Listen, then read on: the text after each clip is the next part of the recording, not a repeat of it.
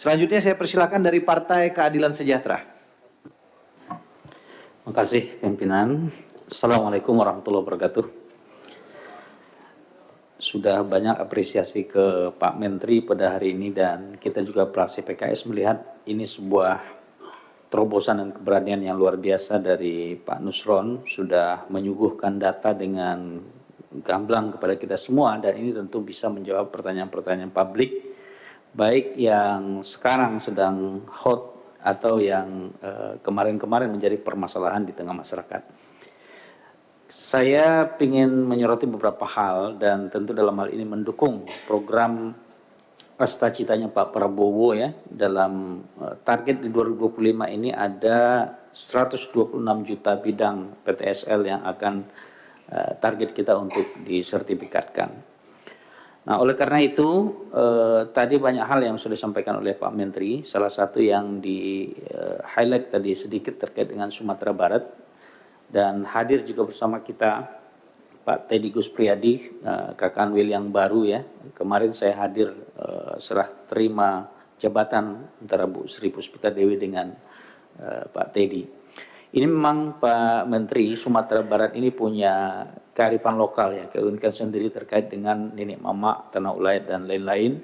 Saya dengan Bu Sri Puspita Dewi sebelumnya sudah mengadakan raker kecil-kecilan dan kita bertekad keberadaan kita di komisi ini mendukung program Pak Menteri untuk PTSL ini terutama di daerah-daerah yang mempunyai kearifan lokal khusus.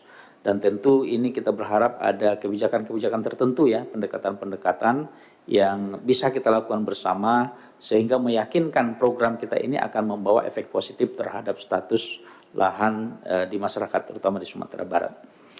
Itu yang pertama. Kemudian yang kedua terkait dengan TORA atau Tanah Objek Reforma Agraria.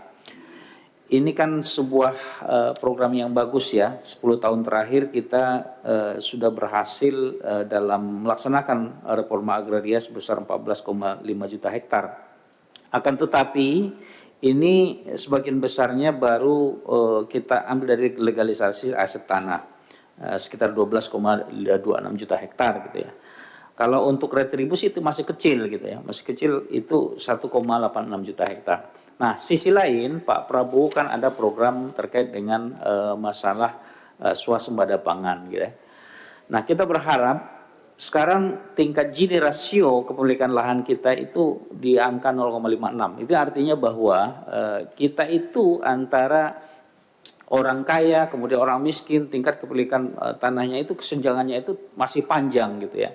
Oleh karena itu kita berharap program swasembada pangan dikaitkan dengan reformasi agraria, kita berharap pemanfaatan lahan ini juga bisa digunakan atau diberikan kepada petani-petani di sekitar lingkungan lahan hutan gitu ya, areal hutan yang kita jadikan sebagai objek